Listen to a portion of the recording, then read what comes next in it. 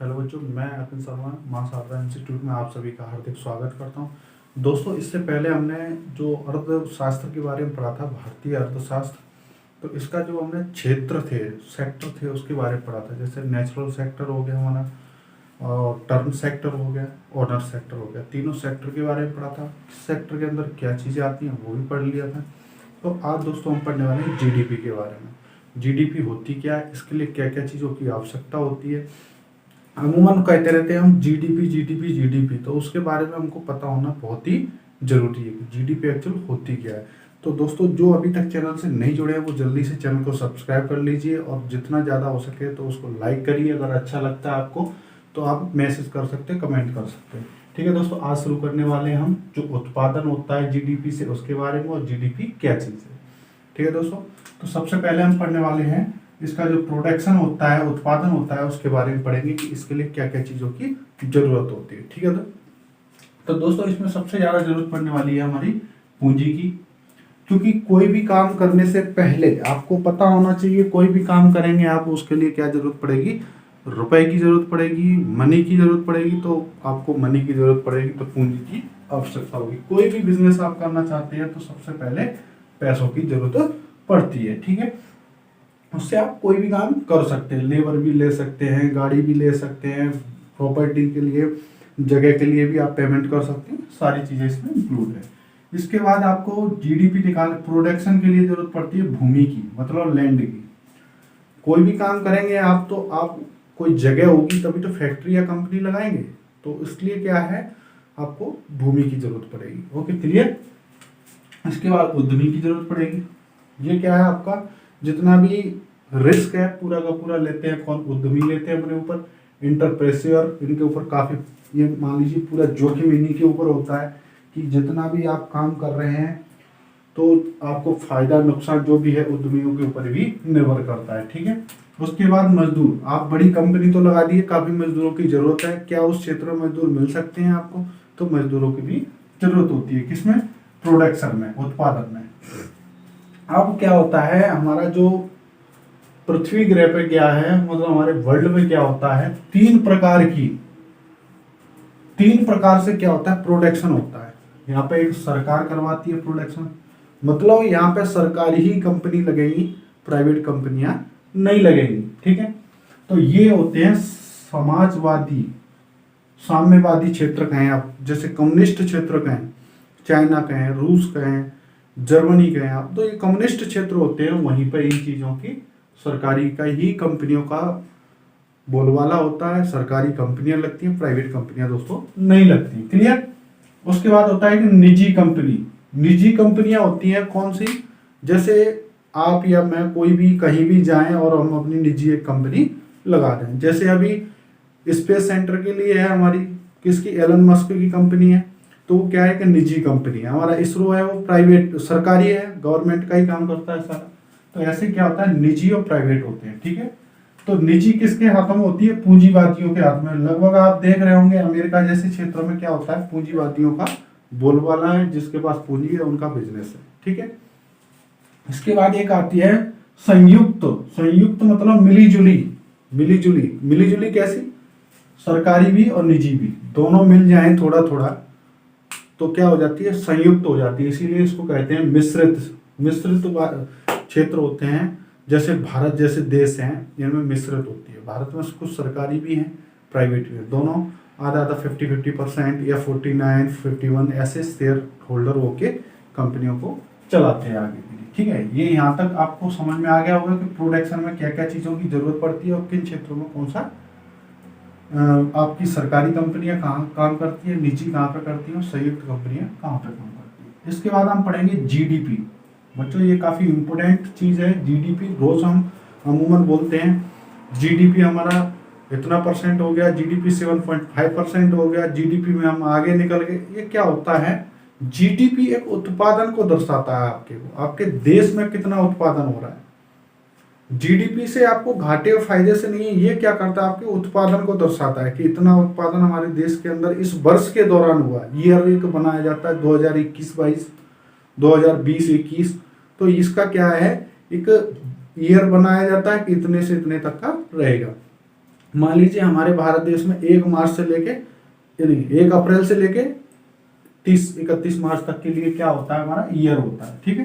तो इसमें क्या है, जीडीपी, जीडीपी का है ग्रॉस डोमेस्टिक प्रोडक्ट, ठीक है, सकल घरेलू उत्पाद। बच्चों ये जो सकल घरेलू उत्पाद मतलब हमारे देश के अंदर कितना उत्पादन हो रहा है, मतलब कितनी चीजें बन रही हैं, वस्तुएं हों या सेवा हो, वो कितना हो रहा है हमारे देश के अंदर, वही चीज इसके अंदर होती है। इसीलिए इसको क्या है, गुड्स माने वस्तुएं और सर्विस माने सेवा, यही होता है हमारा GST, GST goods service tax, ठीक है, इसी पे लगता है जीएसटी। तो बच्चों यहाँ पर क्या हो जाता है हमारा, ये हमारा जीडीपी होता है। तो जीडीपी हमारा क्या है, देश के अंदर जो उत्पादन होते हैं, चाहे विदेशी कंपनियों का हो चाहे देश की कंपनियों का हो, कोई चीज कंपनियां लगा रखी हो या किसी प्रकार की सेवा दी गई हो, जैसे डॉक्टर द्वारा, शिक्षक द्वारा, हर चीज की क्या है, सेवाएं होती है। सेवाओं में क्या होता है, जैसे पुलिस के द्वारा हमारी मदद की जाती है, वो भी एक सेवा है। हॉस्पिटल में जाते हैं, डॉक्टर द्वारा दवाई की जाती है, वो भी एक सेवा है। शिक्षक द्वारा पढ़ाया जाता है, वो भी एक सेवा है, सर्विस कर रहे हैं वो लोग ना। यहाँ तक क्लियर हो गया। इसके बाद जीडीपी का क्या चीज होती है, आवश्यकता किस चीज की जरूरत पड़ती है, जीडीपी में आखिरी जो मूल होता है, जो आखिरी बनेगी चीज, वस्तु जो मार्केट में जा रही है आखिरी वाली, उसको ही जोड़ा जाए, उसका ही महत्व रहे, प्रधान महत्व उस चीज का है, न कि यहाँ बनी है उस चीज का है। क्योंकि बीच में कोई चीज टूटी फूटी भी हो सकती है, तो लास्ट तक वही बिचेगी जो एकदम सही होगी, ठीक है। अब जैसे मान लीजिए अंतिम मूल्य किसी वस्तु का, जैसे सबसे पहले क्या होता है हमारा गेहूं, गेहूं कहाँ है, किसान के खेत में होता है गेहूं, क्लियर। अब गेहूं तो सीधा बिचेगा नहीं, खबेगा नहीं, सॉरी बिचेगा है, गेहूं खबेगा नहीं, तो जो खाया नहीं जाएगा ये, तो इसका क्या बनेगा, आटा बनेगा। अब आटे को भी डायरेक्ट नहीं आप खा लेंगे, कुछ बनाएंगे, उसकी रोटियां बनाएंगे या जो भी बनाएंगे, बिस्किट बनाएंगे, तो इसका मान लीजिए हमने बिस्किट बनाया। अब ये क्या था, केजी में था, किलो में था, आटा किलो में था। अब यहाँ गेहूं कितना था, 20 रुपए किलो, आटा कितना हो गया, 25, क्योंकि 5 रुपए कितना लग गया, इसको पिसवाया, उसमें खर्चा आ गया 5 रुपए का, तो कितना हो गया, 25 हो गया। अब जो बिस्किट है ये किस में होगा, पैकेट में हो गया हमारा, तो 5 रुपए का एक पैकेट है। अब ये क्या हो जाते हैं, इसमें 300 रुपए के पैकेट बन जाते हैं, ठीक है, लगभग मान लीजिए 300 रुपए के पैकेट इस बिस्किट गेहूं से बन जाते हैं। तो ये जो आखिरी 300 रुपए हैं, ये हमारे सबसे ज्यादा इंपॉर्टेंट होते हैं जीडीपी के अंदर। जो हमारा आखिरी पॉइंट है, आखिरी पेमेंट होता है, वही इंपॉर्टेंट सबसे ज्यादा होता है किसमें, जीडीपी के अंदर। दोस्तों जो आखिरी अंतिम मूल्य होता है, यही मायने रखता है जीडीपी में, चाहे चीज इसके अंदर बिच रही हो या नहीं, लेकिन आखिरी रेट जो बनी है इस पैकेट की, अभी ये मार्केट में नहीं गया है बेचने के लिए, लेकिन ये अंतिम चीज बन चुकी है। क्या बन चुका है, बिस्किट। अब केवल ये क्या है, बिचेगा। अब ये बिस्किट को चूहे खा जाए, टूट जाए, कुछ भी हो जाए, या बिचे नहीं, लेकिन इसकी कीमत कहाँ है, जीडीपी के अंदर जुड़ गई। अब देखो दोस्तों कैसे जुड़ती है जीडीपी, भारत या देश के अंदर जो उत्पादन होता है उसे क्या कहते हैं, जीडीपी कहते हैं। अब देखिए इसके अंदर टाटा कंपनी के द्वारा 200 रुपए का काम किया गया। टाटा कंपनी कहाँ की है, भारत की कंपनी है, ठीक है। मान लीजिए कोई भी काम किया, टाटा कंपनी ने काम किया। इसके बाद एलजी आई, एलजी ने 100 रुपए का काम किया, मतलब एक टीवी एलजी ने बनाई कितने की, 100 रुपए की। तो एलजी कहाँ की है, विदेश की कंपनी है, लेकिन जुड़ रहा है ना जीडीपी में। अब जियो, जियो कहाँ की है, भारत की है, अंबानी की कंपनी है। जियो ने रिचार्ज किया 100 रुपए का, ये भी भारतीय कंपनी है। तो ये 2 भारतीय कंपनियां हैं, एक विदेश की कंपनी है, लेकिन जीडीपी में ये तीनों जोड़ दिए जाते हैं। तो ये कितना हो गया, 400 हो गया। तो हमारे देश का जीडीपी जो निकलेगा एक ईयर का, तो वो कितना हुआ, 400 रुपए का जीडीपी हुआ। ये था हमारा जीडीपी, ये पहला पॉइंट है जीडीपी। इसके बाद हम पढ़ेंगे जीएनपी, एनएनपी, जीएनपी, सारा कुछ पीपी जितने भी हैं इसके अंदर आते हैं हमारे अर्थशास्त्र के अंदर, सारा कुछ पढ़ेंगे, बढ़िया डीपली पढ़ेंगे। तो ये बच्चों हमारा कहाँ, ये क्या हो गया, जीडीपी कंप्लीट हुआ कि इस प्रकार से हमारा जीडीपी निकाला जाता है, ठीक है। मेन इंपोर्टेंट है इसका ये जो पॉइंट है कि आपने इसके अंदर चाहे विदेश की कंपनी हो या भारत की कंपनी हो, दोनों कंपनियों का क्या करना है, इसमें जोड़ देना है। वही हमारा क्या होता है, वार्षिक, मतलब एक वर्ष के दौरान जीडीपी द्वारा जो उत्पादन किया जाता है वो आ जाता है, ठीक है दोस्तों। आगे हम पढ़ते हैं जीएनपी के बारे में, ठीक है। तो अब हम पढ़ रहे हैं क्या, जीएनपी। जीएनपी का मतलब होता है बच्चों ग्रॉस नेशनल प्रोडक्ट, मतलब जो हमारा सकल, अभी तक क्या था, सकल घरेलू उत्पाद था, अब सकल राष्ट्रीय उत्पाद हो गया, मतलब हमारे देश का जो उत्पादन है तो वो क्रॉस के अंदर हो रहा है हमारा राष्ट्रीय उत्पादन, ठीक है। तो इसमें क्या चीजें आएंगी, पहले डोमेस्टिक था तो घरेलू प्रोडक्ट हो रहे थे, इसमें क्या हो गया, नेशनल हो गया, मतलब राष्ट्र के कितने प्रोडक्ट है, मतलब एक देश के, जैसे भारत हो या चाइना हो या कोई भी देश है, उस देश का कितना खुद का प्रोडक्ट है या गुड्स या सर्विस कितना हो रहा है, ठीक है। तो अभी क्या था, हमारा जीडीपी थी 400 रुपए, ठीक है, 400 रुपए निकली कहाँ से, टाटा, जियो और एलजी की। अब क्या हमने निकालना है जीएनपी। बच्चों जीएनपी निकालने के लिए क्या करना पड़ता है, एक फॉर्मूला है GDP plus X minus Y. X minus Y क्या है, शुद्ध साधन आय, मतलब जो शुद्ध साधन आय निकालना है हमने देश की, राष्ट्र की, उसको निकालने के लिए एक्स माइनस वाई करना होता है। अब एक्स माइनस वाई क्या है, एक्स है विदेश से भारतीयों द्वारा कमाया गया पैसा। विदेश में जैसे भारतीय रहते हैं, मान लो भारत के कुछ लोग कुवैत में रह रहे हैं, ओमान में रह रहे हैं, इराक में रह रहे हैं, सऊदी अरब में रह रहे हैं, जहाँ भी रह रहे हैं, अमेरिका में रह रहे हैं, वहाँ पे जॉब कर रहे हैं, बिजनेस कर रहे हैं, वहाँ से क्या है कुछ पैसा भारत भेज दिया उन्होंने। जो पैसा भारत भेजते हैं वो हमारा जीएनपी के अंदर जुड़ता है, इसी को बोलते हैं ग्रॉस नेशनल प्रोडक्ट। मतलब भारत की कंपनियों के द्वारा, भारत के लोगों द्वारा कितना पैसा प्रति वर्ष कमाया जाता है, ये हमारे राष्ट्र के लिए काफ़ी इम्पोर्टेंट होता है। जरूरी जीडीपी है इम्पोर्टेंट, जरूर जीडीपी को सबसे ज़्यादा महत्व दिया जाता है। जीडीपी, आपने जीएनपी बहुत कम पढ़ा होगा, जीडीपी बहुत सुना होगा, न्यूज में भी आता है, डिबेट होता है, नेता लोग बोलते हैं जीडीपी के बारे में, ठीक है बच्चों। तो ये जीएनपी है, ये काफ़ी इम्पोर्टेंट होता है देश के विकास में, कि हमारे देश का विकास किस स्तर का, हम लोग कितना कमा रहे हैं। लेकिन जीडीपी क्या होता है, हमारा इंटरनेशनल लेवल का है, कि जीडीपी के ही बारे में, कि हमने कितना प्रोडक्ट तैयार करते हैं हर वर्ष के दौरान। तो GDP plus X minus Y, तो एक्स मैंने बता दिया आपको, विदेश से भारतीयों के द्वारा कमाया गया पैसा जो भारत भेजा जाता है, और वाई हो गया भारत में विदेशी कंपनियों के द्वारा कमाया गया, मतलब ये एलजी, इसको अब हटा दो आप, ये एलजी वाला क्या हो जाएगा, हट जाएगा। अब ये कैसे हटेगा, जीडीपी हमारा कितना था 400 रुपए, 400 रख दिया, एक्स क्या है विदेश से भेजा गया पैसा। अब मान लीजिए कोई रमेश नाम का लड़का, रमेश नाम का लड़का कहाँ रहता है, कुवैत, ठीक है, कुवैत, और कुवैत से ये क्या कर दिया, 150 रुपए कमा के भारत में भेज दिया, ठीक है।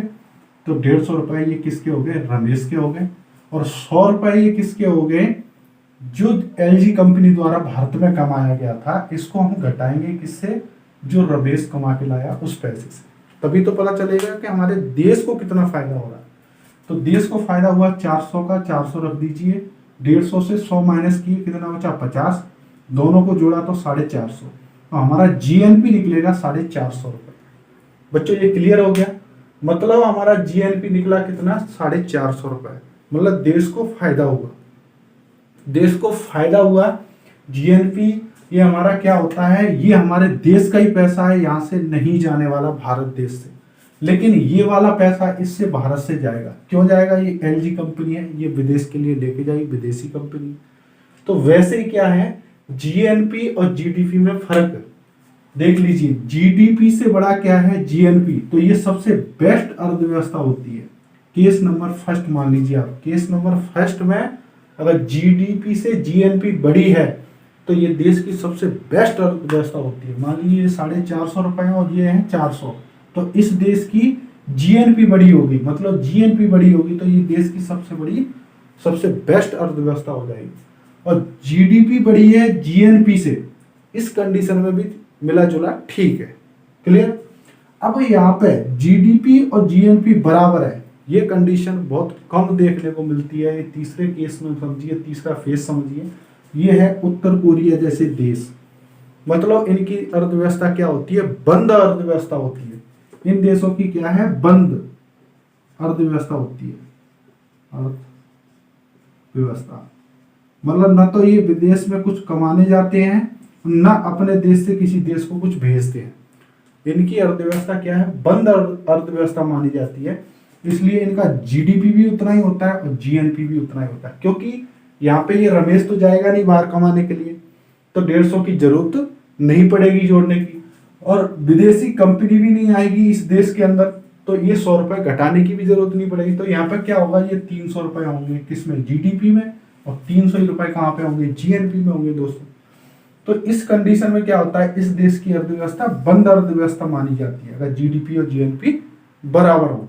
इस स्थिति में समान व्यापार संतुलन वाली अर्थव्यवस्था भी कहा जाता है। ये कौन सा देश है, उत्तर कोरिया। दोस्तों अभी की स्थिति में उत्तर कोरिया देश से कोई भी देश ना तो व्यापार कर रहा है, ना उत्तर कोरिया के कोई भी व्यक्ति बाहर किसी देश में नौकरी कर रहे हैं या वहां से कमा के अपने देश में पैसा भेज रहे हैं, क्योंकि उत्तर कोरिया कुछ विनाशकारी कार्य कर रहा है।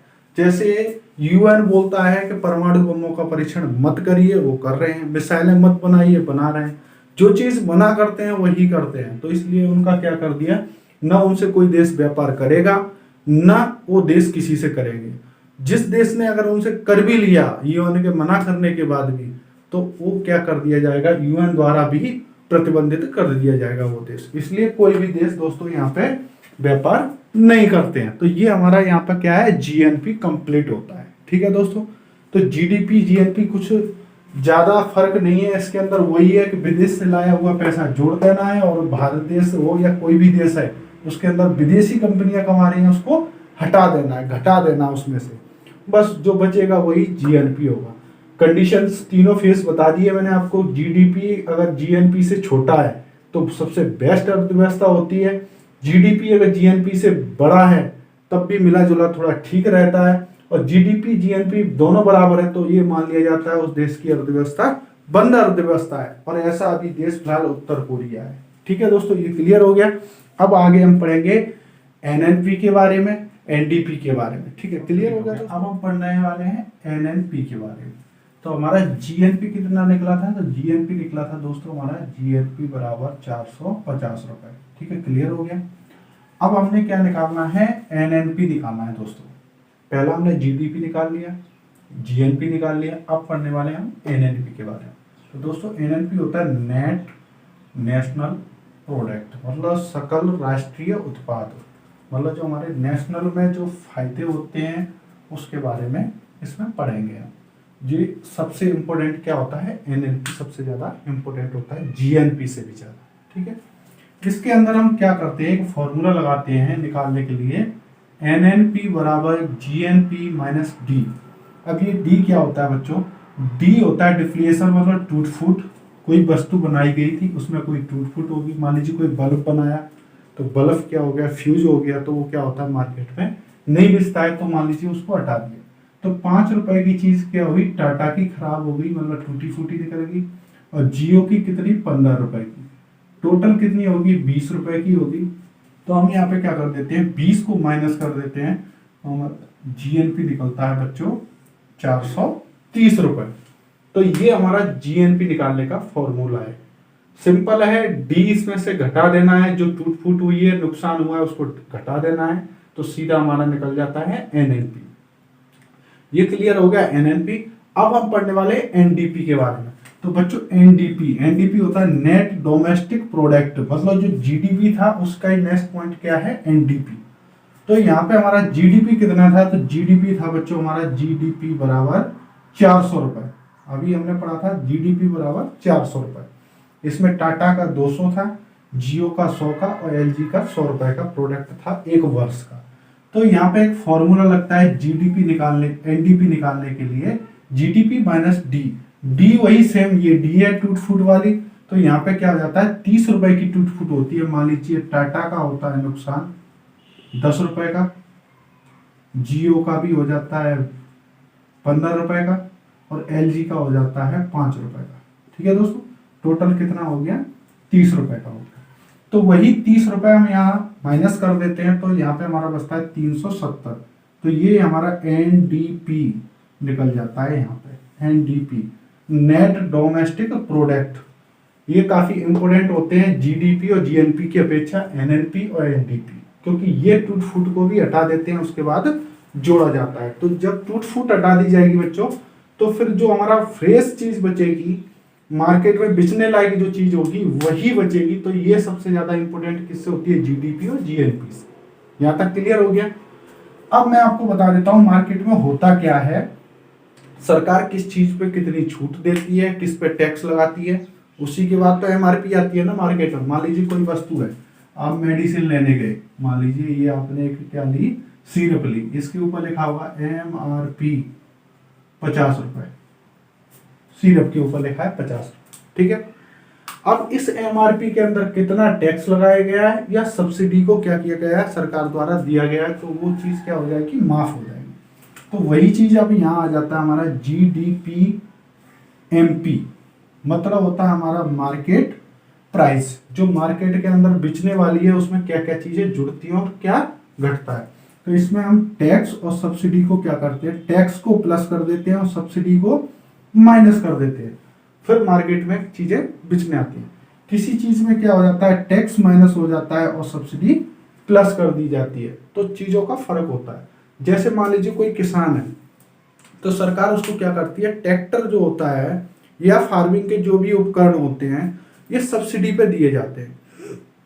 मान लो ट्रैक्टर है आपका 10 लाख रुपए का कंपनी की तरफ से, और आपको दिया जा रहा है 7.5 लाख रुपए में। कौन बेच रहा है, एजेंसी वाले आपको बेचते हैं 7.5 लाख। तो जो 2.5 लाख रुपए माफ हुए हैं वो सरकार ने आपको क्या है, सब्सिडी दी है। क्लियर, वही ये सब्सिडी होती है। तो इसको क्या कर देते हैं, जो उसकी प्राइस बनती है, मतलब उसकी जो एनडीपी बनती है या एनएनपी बनती है, वही क्या हो जाती है, लास्ट में सब्सिडी इसमें से माइनस कर दी जाती है। मान लीजिए यहाँ पे ये 370 रुपए थे, इसमें से मान लीजिए 20 रुपए सब्सिडी हटा दी तो कितना बचेगा, 350 रुपए। मान लो ये चीज आपको मिलेगी, सब्सिडी क्या कर दी आपकी सरकार के द्वारा माफ कर दी गई है। अब यहाँ पे क्या आता है हमारा एमपी, तो एमपी आपको बता देता हूं, मार्केट प्राइस हो गया। इसके बाद आता है जीडीपी एफसी, एफसी का मतलब होता है फैक्टर कॉस्ट, मतलब उत्पादन में कितनी लागत लगी, मतलब कोई वस्तु बनाई गई थी उसमें कितना पैसा लगा। अब ये किस किस पे निर्भर करता है कि पूंजी कितनी खर्च हुई, जमीन में कितना, मतलब जो जमीन खरीदी थी उसमें कितना पैसा लगा, श्रमिक को कितना दिया, मजदूर को कितना दिया, क्या लागत लगी। ये सब चीजें क्या हैं, काफी, ये मैंने आपको हर बार बताया है, ये चारों उत्पादन में बहुत जरूरी है। और इनसे जिस जगह की जीडीपी ज्यादा होती है तो वहां क्लियर हो जाता है कि वो देश क्या होता है, काफी संपन्न होता है। मान लो अगर कोई कंपनी विदेश की आई, मान लीजिए इस जगह पे कंपनी लगाने, कहाँ पे, पंजाब के अंदर, या मान लो छत्तीसगढ़ के अंदर। अब ये कंपनी लगाने आएगी तो सबसे पहले क्या लाएगी, वो पैसा लेके आएगी। पैसा लेगी तो कहाँ से लेगी, भारतीय कंपनियों, बैंकों से लेगी, तो वो भी क्या हो गया, इंटरेस्ट देना पड़ेगा, ब्याज देना पड़ेगा, तो वहां से फायदा। दूसरी बात है, ये जमीन ली उसने रिलीज पे, मान लीजिए 10 साल के लिए ली 10 लाख रुपए में, तो 10 लाख रुपए भी देश को दिए उसने, जमीन तो लेके नहीं जाएगा, जमीन लास्ट में छोड़ के ही जाएगा जब जाएगा, ये हो गया। प्लस इसमें श्रमिक की जरूरत पड़ेगी तो उसको पैसा देगा, उसका रोजगार, मजदूर हैं उनको रोजगार, मतलब हर क्षेत्र में आपको क्या है, रोजगारी ही मिलने वाला है। ओके, क्लियर हो गया। तो हमारे ये जो 4 पॉइंट हैं प्रोडक्ट के, हमारे उत्पादन के, ये काफी इंपॉर्टेंट होते हैं, इन्हीं से सारा सिस्टम चलता है। इसके बाद एमआरपी, एमआरपी किस पर निर्भर करती है, एफसी और प्लस टैक्स के ऊपर, कि टैक्स कितना लगाया गया है और इसके अंदर सब्सिडी को कितना छोड़ा गया है। वही मैं आपको बता रहा था, एमआरपी मतलब मार्केट में जो लास्ट कीमत जाती है वो निर्भर करती है कि टैक्स कितना लगाया गया, सब्सिडी कितनी छोड़ी गई है। एमआरपी का मतलब होता है मैक्सिमम रेटल प्राइस होता है इसका, तो ये हमारा एमआरपी। अब 2 फॉर्मूले इसमें काम करते हैं, अगर जीडीपी एफसी निकालना है, मतलब इसके अंदर हमें क्या करना है, जो हमारी कंपनी द्वारा बनाया गया माल है उसको अगर प्रोडक्ट जो हमारा निकालना है, फैक्टर कॉस्ट को, लागत को, मतलब ये जो तैयार हुआ था कितना, 370 रुपए का जो माल तैयार हुआ था, उसको निकालने के लिए ये फॉर्मूला लगाना पड़ेगा। अगर वही हमें मार्केट के अंदर कोई वस्तु को बेचने गए तो उसके लिए हमें ये फॉर्मूला लगाना पड़ेगा मार्केट प्राइस के लिए। ये क्लियर हो गया। यहाँ पे हमारा जीडीपी का जो चैप्टर था इसमें एनडीपी, जीडीपी, जीएनपी, एनएनपी ये सारा हमने कंप्लीट पढ़ लिया है। कल हम पढ़ेंगे इसी समय पे जीडीपी निकालने का तरीका। जीडीपी किस तरीके से निकाली जाती है, कौन सा बेस ईयर मानना चाहिए सरकार को, किस चीज में फायदा होता है, सारा कुछ काफी विस्तार से पढ़ेंगे हम।